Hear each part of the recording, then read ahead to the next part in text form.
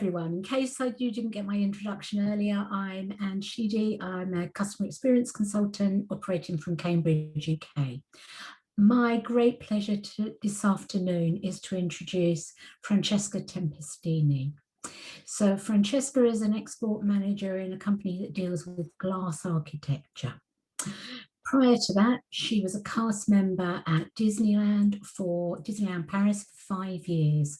And there she learned the principles of the Disney approach, of which customer experience and employee experience are deeply embedded.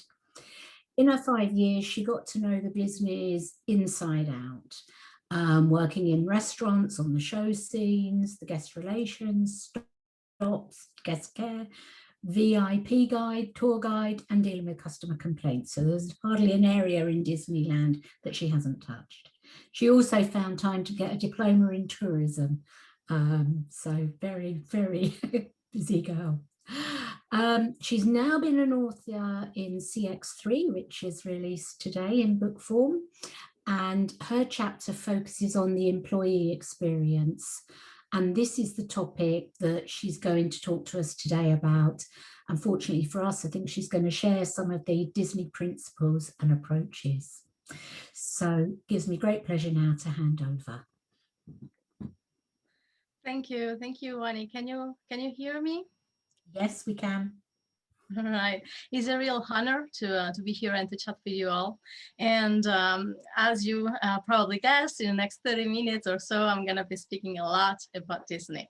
So I would like to specify that I don't work for Disney anymore. So the views that I'm going to share with you and I'm going to express our minds and the dynamics that come from the observation of the dynamics of the Walt Disney Company, not only based from the 5 years that I spent there, but even from all the observations that I've made later, since I am a fan. I wasn't before, but I became a fan, and I still am. So there's another disclaimer that I have to do. I am Italian, so I talk with hands.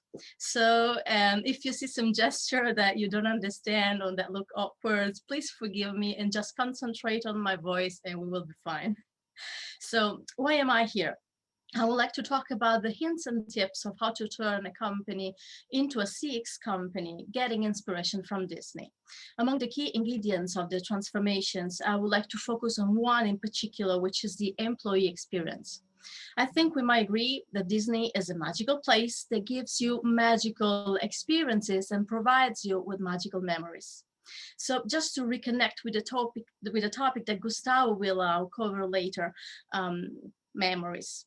My point is that magic doesn't belong only to entertainment, but it fits perfectly in an industry, and it's a key element of the experiences we want to deliver, as Tony just said before. We want our customer to feel good with us, with our company, with our services, with our product, and we want them to become our brand ambassadors and to spread the word and to come back to us again and again. So as Anne said, I have 5 years experiences in Disneyland, and I have a bigger experience in the outside world, which is the, for the non-magic folks among us, it's the Muggle world. I've been outside Disney for 10 years now, and I've been working in different companies. And so I had a picture of what is to work with a Disney company and what is to work outside. So while in Disney, I learned to work in a certain way, think, act, and react in a Disney appropriate way. All cast member, which is the Disney talk for employee, all cast members around the world, from Japan to away, from France and the States, they are all set if we want to work in a certain way from day one. So what I thought there, what I learned there was so obvious to me. It made so perfect sense that I thought it was something that I would find in any company outside once I stepped out of Disney. It was logical. I mean, the principles that inspired Disney, which now I know are the same principles that you can find in any CX company, are logical, are natural. So you will think you will find them everywhere, but it's not really the case. So what is the that makes sense of Disney and of any CX company? Not having competition, for instance, among colleagues, but helping each others and not working in silos, not being judged because someone is curious, but actually being pushed and encouraged to be curious, because curiosity means that you care. And once you are pushed to learn more, and then you are pushed to share what you are experiencing. Sharing information, and this is the aspect that I appreciated most of my Disney experience, the fact that you are encouraged to be curious, yes, and then you learn and you expect to share. So a story about this, it's that one of the roles that I had in guest relation, which is the place where people go for anything, as Anne said, information, reservation, gross properties, and complaints. They deal there with emergencies as well, lost kids, lost parents, support to people who need first aid. And we need to have everything under control. Imaging 2 parks in France or 4 parks in Orlando, and you are in one park and you have to be able to reach everywhere and to have answers of something that happened or it's going on in another corner of the park. So sharing information within a team is, in that case, like in any others, is fundamental. What I appreciated a lot about Disney is the fact that I was anywhere I could pick up a phone and say, okay, I'm Francesca, I'm calling from guest relation, and I'm dealing with this situation. I need to know this. Can you help me more? Can you help me or not? If that other person was not able to help me because it was not her job or whatever, she will not send me away. She would help me understand who could actually help me. So even though I would call someone I never had coffee with, someone I would never seen in my life, I knew that that person was actually going to help me anyhow. And the nice thing is that if this was not going to happen for any reason, at Disney, you're encouraged to report this, but this is not seen as being nasty to others. This is seen as understand that if there is a problem that can affect the effectivity of the company, of the team, of the organization, we need to understand what that problem is and to solve it. It doesn't mean you need to find a person. No, it's to really understand why that person was not able to help me and what can we do to solve that. Because in that moment, when I call my colleagues and ask to help me solve a problem, I'm actually a customer of my own company. I'm acting like a customer. So we expect at Disney, they expect now that when whoever calls a number in Disney, whether it's a customer or an employee, will have someone over the phone that will handle the situation everywhere. So, and this is journey mapping if you want. You find out if there are some pain points, and you actually go over them. So this is a point that sometimes when you go outside Disney, is not really, doesn't really pass so smoothly, because the fear is that you report that person because you want to show off, for instance, or because you want to play with other problems. This is a way, if your aim is to have a CX transformation, you have to understand what problems you have in your company, list them up or list them down, and go over them. So this is a way an effective way to realize what's going on, especially if you have such a large team. Imagine in Paris we were, now there are more, but at the time we were 14,000. So of course my operatives team was smaller, but it was like, I felt like I had a team of 14,000 people, because we all had the same goal, and we were all going toward that same direction. So this is another fundamental thing that I talk about it in the chapter in the book. Having one direction, having rules, maybe except if you work for Netflix, they don't need rules over there apparently. But having rules which are set, which are clear, which are understood by everyone from day one and repeated over and over and over, so that there's no excuse of, oh, I didn't know. You cannot not knowing something. So once I left Disney, I had interviews, I tried some jobs, and it was clear right away that I was not in Disney anymore. Many people made it clear to me during that time. I observed that most of my interlocutors sometimes have the same reactions when we discussed my previous job and my roles. So most will say, okay, yes, Disney, but what kind of problems could you possibly handle in guest relation? You are in a place where people are happy and everyone is relaxed and they come on vacation. So really probably lost property is the maximum you can have. No, absolutely not. And I have a story that can confirm that, and then doesn't really come from me, even though I knew it, but I read it in a Bob Iger's last book regarding leadership. A ride of a lifetime. He reported a case of a little boy who was dragged into the lake facing the Glen Floridian Hotel in Orlando by an alligator. And that's an example of the kind of problem a cast member can face a guest relation Disneyland, any Disney. So it's not because you are in a happy place, you deal with happy people that everything goes smooth. It goes smooth if your employees are trained to do that, are trained to face those unexpected and tough situations. And you don't have a playbook or a booklet for that. That's not a manual in which you can find all the details of how to deal with something like that, for instance. And this is something in common with other companies outside. It is important to have procedure, yes. You cannot have a procedure for everything. You need to set the rules and to have your own purpose, your own missions, your own values. We already talked, the speakers before me talked about values.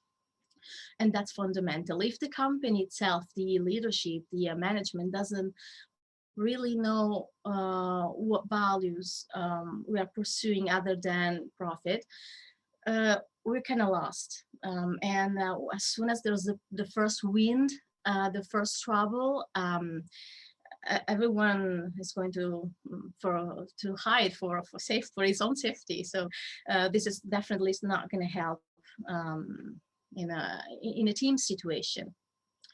And I had, again, this is not entertainment. Do you really think there is something that we can learn from Disney? Yes, there is a lot that any company can learn from Disney. In terms of customer experience, I think if you think for a moment, let's together, what's that matters most in customer experience. Okay, first, maybe it's better if I explain what we mean by customer experience, because there might be some people that just tune in. There are many definitions, and I will use the definition of CXPA since we had Greg here before. It's the perception that customers have of an organization formed based on interactions across all touch points, people, and technology over time. So it's not a duty, it's not an assignment, it's not even a department. So guest relation was not the one concerned by customer experience. In fact, whenever you will go in a park, probably many of you went already, there are some things that everyone with whom I talked would tell me. There is something on the floor, no matter who passes, a manager or a cast member, or a cast member that is actually working somewhere else, they will pick it up. Or someone mentioned before, you walk in, I think it was Tony, you walk in Disney and you open up a map, or you're looking for something, someone comes and help you out with that. So those are principles that belongs to everyone, and that's a customer experience.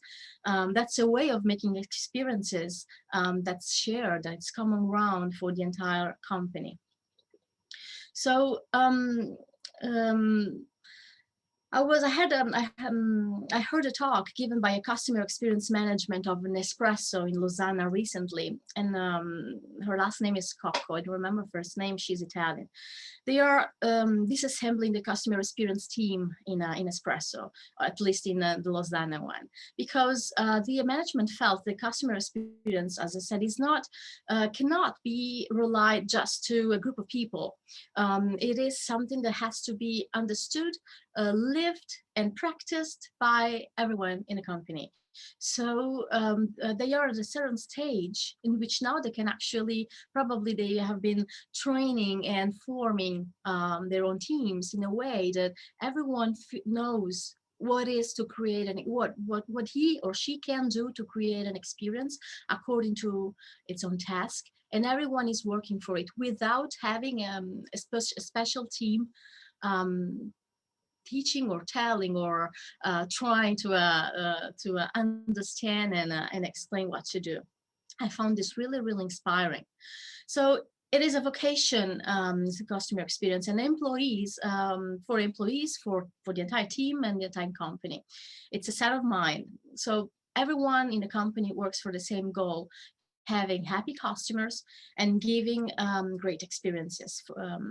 So it is about the customer, but it's about employees as well, because customer experience is actually about people. And Farhan, before, he mentioned we cannot forget the human factor, and he's right, because customer experience is feelings, emotions, and those belong to people in general. So doesn't this all sound like Disney? Yes, it does. So if you think that this part of transformation of a company, of your company, into a people-centered company can apply to you, so yes, you can actually have a look at what companies like Disney or others, of course, like Zappos or Apples are doing, or even fast food, as I just learned. So customer experience, it's about people, it's about customers, and as since this is my point today, it's about employees. Why do we care about employees? I mean, can you just tell them what to do? You have to care because they are the ones that care of your customers. They are the ones that talk with them, and they actually are your ears and your hands with the customers. They are the ones that can collect the information, so what can be changed, and what we're doing good, what we are not really, what it's not really appreciated. So listening to the customer experience passes through employees as well. And experience is not the place, it's not the ride, it's not only the product. If you buy a Ferrari in a dirty place with a dim light, or maybe there's a bulb that it's not working, or there is a broken window somewhere, and when you enter and you go to the counter, there's a person that is screaming at the phone and is yelling, even though he saw you and he knows that you're waiting for him, but it has to finish this yelling before it comes to you. So in that case, if your intention was to buy a Ferrari, maybe you will still go out with the car of your dreams, but your experience of that moment will actually be diminished. When you will remember the day in which eventually you bought your car, and when you talk about it to your friends, there will be something queer about that, something strange, something not right, because it was not at the level of your expectations. Customer experience, it's a lot about expectations as well. Or if you want to make a Disney example, I love the Haunted Mansion in Disneyland, in all of the parks. Of course, I love the ride, but I know that the ride without some good cast member which play the part is not going to be the same. So without, or even if we skip the line, we just do a normal post office line instead of the entertainment line that they have. All these elements play a part in the overall experience. So this is something that we need to take into consideration. we were saying the customer experience are generated by the people inside the organization. Okay, but who? Everyone or just the front desk? From what I've been saying, maybe the choice is clear. The front desk alone is not going to go far away, because in a company, all departments are interconnected. Imagine at the Disneyland Hotel in Paris, or the Polynesian Hotel in Orlando, or any other top hotel. They have a service which allows you to, if you are sleeping in the hotel, it allows you to go and shop in the park, leave your items there, and then someone will bring them back at the hotel for you. So now you can have at the hotel the best concierge with the best service, the best attitude, and you can fall in love with the hotel. But if the guys behind in the shop and the delivery guy, if they did not care, if they did not have attention to what they were doing, just because the perfect employee at the reception or the concierge will still deliver something broken, a precious glass snow globe broken. So that's just an example to show what it is to have everyone involved in the process. And there is an example as well that I would like to share with that comes from an Italian customer experience expert, which is Francesca Tempestini. She has a metaphor that I really like. When you work in a stable, okay, you walk in a stable and you like the animals, and you know there smells weird, but you don't really care because you want to be there. Okay, so you get used to it. You get used to the stink, to the smell, and you do your job and you love it, but the smell is still there. And someone else walks in because someone else is coming to work with you, and the first things that this person notice is that you stink. She knows it's not you, it's not personal, it's something that it's a fact. So this is going to be her problem too once she will start working with you. So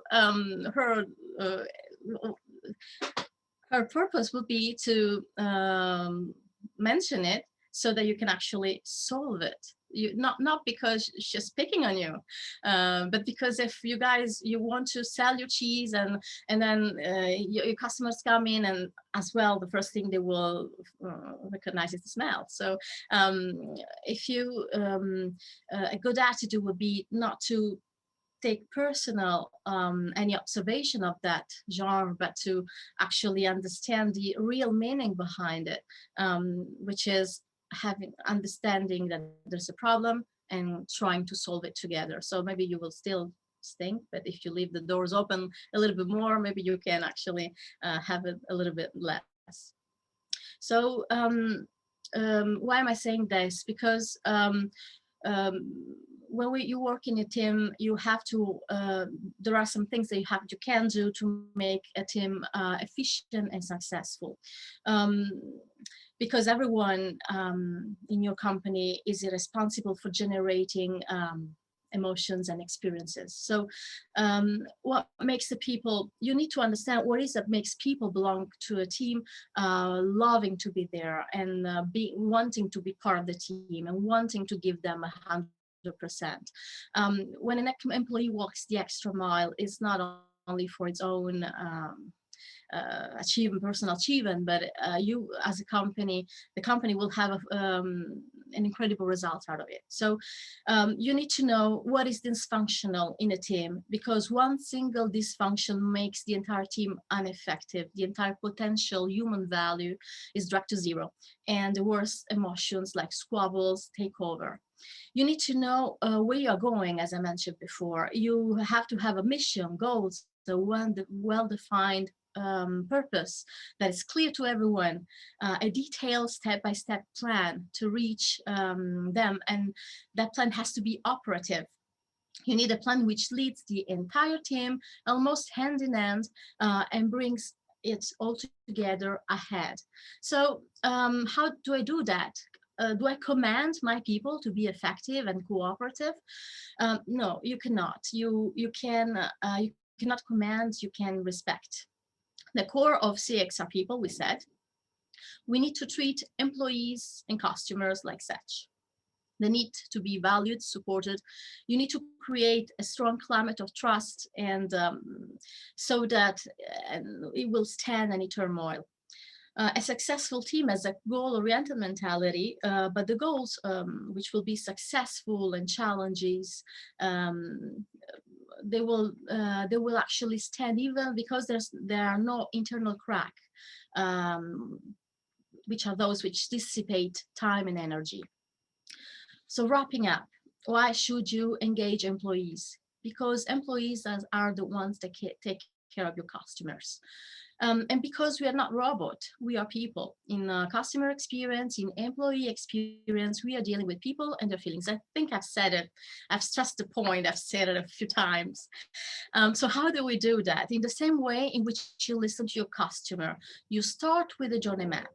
And from the day a person gets into the company after when she's gone, what does my employee needs to be effective? Training, tools, information, empowerment, feeling part of a team, feeling like he or she matters, that she can talk to management and she's relevant, that her opinion counts. Because if in a team you have a person that you cannot trust and her opinion are not valid for you, maybe you should aim to hire.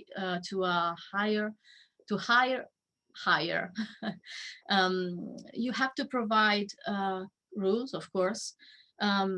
You have to encourage curiosity and not working in silos. So, but the most important ingredient is intentionality. Everything that a company does toward the client and toward the employees has to be intentional. So define your mission and your company purpose, set the rules, and make sure that everyone is clear about that. And last thing will be humanity. As Farhan said, whether they are customers or employees, we're talking about people and we need to treat them like such. So this is basically what I'm talking about in a chapter of the book. And these are my hints about what you can do to turn your company a little bit more customer-centric.